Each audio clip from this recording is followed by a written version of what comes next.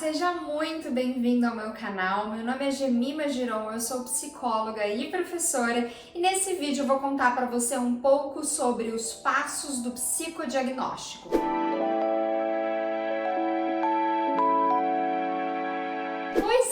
Então, nós já vimos aqui num outro vídeo, que eu vou deixar linkado aqui em algum lugar, a diferença entre a avaliação psicológica e psicodiagnóstico. Então, se você não viu, vai aqui no card para dar uma olhada. E aqui neste vídeo nós vamos falar um pouco sobre os passos do psicodiagnóstico. Bom, então o psicodiagnóstico é uma avaliação clínica, dentro do âmbito clínico, onde o beneficiado daquele serviço, daquela avaliação, é o próprio paciente. E existem algumas vertentes dentro do psicodiagnóstico. As duas grandes vertentes é o psicodiagnóstico clássico e o psicodiagnóstico interventivo. Sobre o psicodiagnóstico interventivo, pode ser que eu faça um vídeo mais lá na frente. Mas esse vídeo de hoje é para falar sobre os passos do psicodiagnóstico clássico, ok? Então vamos lá. Primeira coisa, você está lá no consultório e aí tem uma pessoa com um problema, seja com ela ou com um filho, e ela precisa de uma avaliação psicológica para conseguir descobrir o que é que está acontecendo, para a partir daí poder planejar um tratamento, uma intervenção. Então essa pessoa chega ao consultório e aí a primeira coisa que você tem que estabelecer, tá aí o primeiro passo, é você entender qual é a queixa da pessoa. Aqui a gente está chamando de queixa, é o motivo que levou a pessoa a procurar a ajuda de um psicólogo. Então, por que motivo a pessoa quer essa avaliação? Ela quer essa avaliação porque ela estava ótima no trabalho e de repente ela começou a faltar, ela começou a ter picos de estresse agudo, ela começou a brigar e xingar todo mundo na empresa, ou ela teve uma crise aí de choro intenso, se esconder no banheiro e não querer mais sair, ou então será que a gente está falando de um idoso que está passando por problemas no dia a dia, esquecendo as coisas, ou é uma mãe, um pai que está levando a criança porque a criança não está aprendendo na escola, ou porque a criança anda brigando muito com o coleguinha. Então esse é o primeiro passo, determinar a queixa. Por que motivo essa pessoa está procurando por ajuda psicológica? Depois que você então determinou a queixa, ou seja, ficou ali bem determinado o motivo pelo qual a pessoa buscou por um psicodiagnóstico, buscou por uma avaliação, você vai elaborar algumas hipóteses. E você vai elaborar essas hipóteses a partir dessas informações iniciais que a pessoa te deu. Então, numa primeira consulta, numa primeira entrevista, você vai colher um pouco do histórico da queixa, você vai colher um pouco do histórico de vida até da pessoa, você vai entender o caminho que a pessoa fez até chegar ali a você, porque provavelmente alguém falou que tinha alguma coisa estranha, ou a escola, ou a família. Então, nesse momento ali, naquela entrevista inicial, que você recebe ali, acolhe aquela queixa,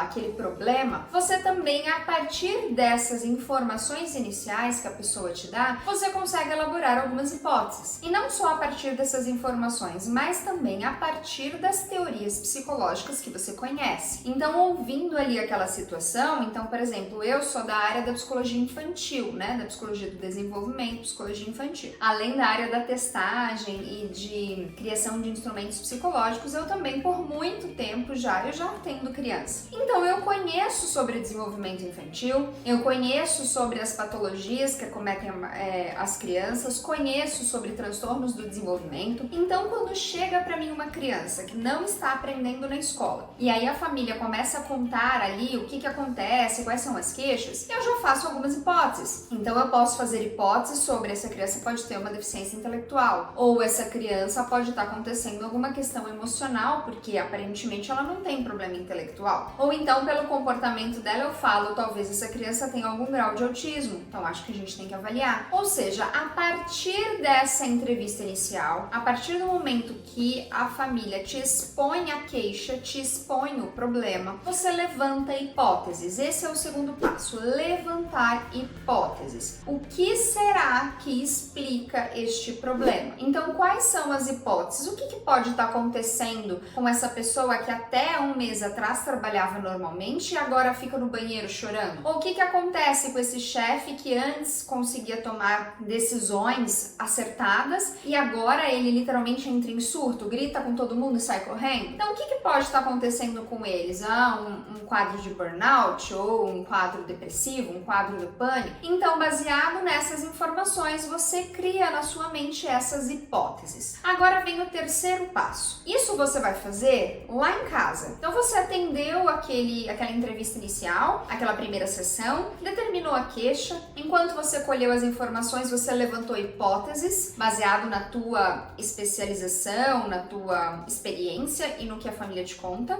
E a partir dessas hipóteses, você vai então pensar num plano de avaliação. Esse é o terceiro passo do psicodiagnóstico, um plano de avaliação. Ou seja, para eu verificar se a minha hipótese estava certa ou não, eu tenho que então aplicar uma série de técnicas para colher informações. Dentre essas técnicas, eu tenho que pensar que tipo de entrevistas eu tenho que fazer, que tipo de perguntas eu tenho que fazer, quem que eu devo entrevistar. Será que para confirmar a minha hipótese eu teria que entrevistar a professora ou o médico ou a coordenadora da escola, ou teria que fazer uma avaliação com a família? Que tipo de testes eu poderia aplicar? Eu poderia aplicar escalas do desenvolvimento, como a Vineland, a escala Denver, ou então escalas de psicopatologias, como por exemplo uma escala de borderline, ou nem sei se tem escala de borderline, acho que não. Ou tem escalas de transtornos de personalidade, tem escalas de depressão, de pânico. Enfim, cada pessoa, cada psicólogo dentro da sua área, a partir daquelas hipóteses que ele criou, ele vai procurar quais instrumentos tem. Uma outra coisa importante desses instrumentos você vai usar testes psicométricos, e aí são os que eu trabalho. Então você vai aplicar teste de inteligência, você vai aplicar teste de funções executivas, ou você vai aplicar testes projetivos, que são testes de personalidade. Você vai aplicar, quem sabe, um Rocha, ou você vai aplicar um TAT ou um CAT. E além disso, que coisas você tem que observar naquela pessoa? Então, por exemplo, eu que atendo criança, tem muitas coisas que eu observo na criança. Então eu observo como é que a criança interage comigo, como é que a criança brinca, como é que é o discurso da criança, como é que a criança interage com os pais, como é que a criança interage com outros colegas. E aí eu sempre coloco uma visita à escola, por exemplo. Então, nesse terceiro passo, que é planejar o plano de avaliação, você vai escrever tudo o que você precisa fazer para obter as informações necessárias para confirmar ou não aquelas hipóteses que você criou. E só relembrando, nessa etapa que você vai desenhar o plano de avaliação, você tem que ter em mente toda a gama de possibilidades de instrumentos que existem, tanto os testes, quanto as entrevistas, quanto as observações, quanto o momento lúdico, a entrevista com a família e etc. Então, nesse momento do plano de avaliação, você vai determinar tudo o que você pretende fazer para então verificar se a sua hipótese estava verdadeira ou se ela estava falsa. O quarto passo, então, do psicodiagnóstico seria colocar em prática esse plano de avaliação. Então, você lá na sua casa, você foi e determinou tudo o que você gostaria de fazer com aquela pessoa para poder descobrir o que está acontecendo com ela. Então, esse quarto passo agora é quando você vai coletar os dados. Então, ali você vai fazer entrevista de anamnese com a criança, você pode pedir relatório da escola, relatório do médico, eu sempre faço uma visita à escola, você pode pedir exames anteriores, avaliações anteriores. Aqui você pode fazer uma avaliação familiar, dependendo do caso, é bem interessante. Você pode aplicar uma série de testes que tenham a ver com a questão. Você pode promover ali situações de brincadeira, situações de resolver enigmas para que você observe o comportamento daquele criança ou daquele adolescente. Você pode propor técnicas gráficas de desenho, o desenho da figura humana ou o desenho história, que é uma outra técnica projetiva. E aí você vai então executar todas aquelas técnicas que você havia planejado no plano de avaliação. Depois, o quinto passo é então você pegar todas essas informações que você coletou, corrigir e integrar os dados. Ou seja, você aplicou teste, você fez entrevistas, você observou comportamento, você fez perguntas. Então, este momento é um momento de integrar todas as informações. Você vai então, como um quebra-cabeça, organizar cada parte desse todo todo desse indivíduo e tentar encontrar o menor número possível de quadros que consigam explicar o maior número possível de sintomas. Ou seja, nesse momento de integrar os dados, você tem que ter uma inferência clínica, né? Os autores costumam usar essa expressão, inferência clínica, baseado no seu feeling, baseado na sua experiência,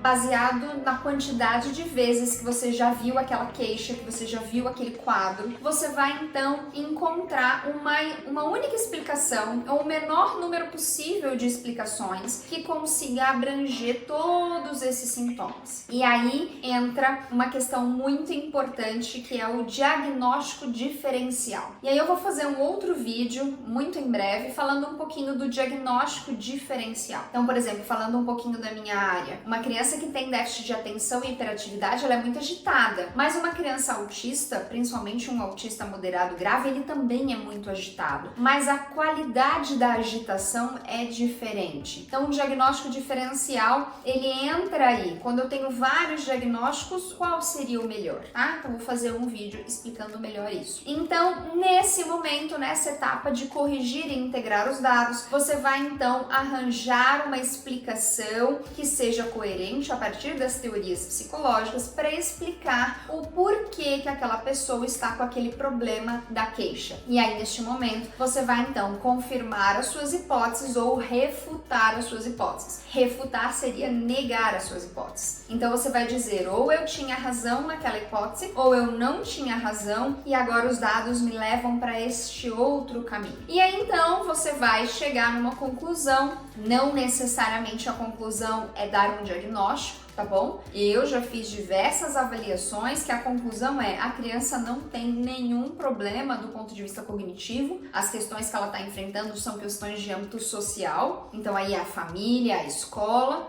e também cheguei a outras conclusões de que a criança realmente tinha ali algum quadro. Então não necessariamente você chega a um transtorno, mas você chega a uma resposta. E aí depois que você chega a essa resposta, o último passo do psicodiagnóstico é então dar uma devolutiva à família. Aliás, a nossa resolução sobre documentos escritos, que eu também preciso fazer um vídeo sobre ela, essa resolução fala que o psicólogo é obrigado a dar uma devolutiva para o paciente ao final de um processo de psicodiagnóstico. Então, se você passa por um processo de avaliação e o psicólogo não te dá nenhum retorno, ele está agindo contra o que diz as nossas resoluções éticas, ok? Então, o psicólogo ele tem que lhe dar uma devolutiva. Em geral, essa devolutiva a gente faz oralmente e por escrito. Dependendo como for, eu, por exemplo, costumo fazer uma devolutiva por escrito bem completinha para os pais e costumo fazer uma devolutiva mais resumida, voltada à escola, para o que a escola precisa saber, e uma devolutiva mais resumida voltada ao médico, com as informações que o médico precisa saber. E aí, nesse momento da devolutiva, você vai então explicar para a família ou para o paciente tudo o que você fez, todos os testes que você fez e quais foram os resultados, todas as entrevistas que você fez e que conclusões você chegou, todas as observações que você fez e que coisas você apontou e qual foi o resultado que você chegou e por que você chegou nesse resultado e não chegou em outro resultado. E aí você vai explicar tudo isso para a família,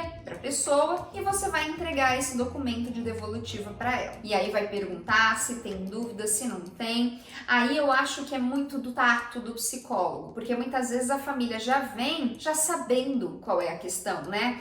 Elas já vêm sabendo que tem alguma coisa errada, já leu alguma coisa por aí, já conheceu alguém que tá com esse problema, mas tem algumas famílias que agem de forma a negar a situação. Então o psicólogo também tem que ter um tato, tem que saber como dar essa devolutiva à família, tá bom? Bom, então nesse vídeo eu fiz um resumo do psicodiagnóstico clássico, tá bom? Em breve eu volto aqui para falar então do psicodiagnóstico interventivo, do diagnóstico diferencial e também do que? E dos documentos escritos. Ok? Sobre todos esses assuntos que nós falamos, se você tem dúvidas, se você está estudando sobre isso na sua faculdade, escreve aqui nos comentários a sua dúvida, a sua pergunta, para que a gente possa cada vez mais produzir mais conteúdo aqui, tá bom? Compartilha com seus colegas de classe e a gente se vê no próximo vídeo. Até mais!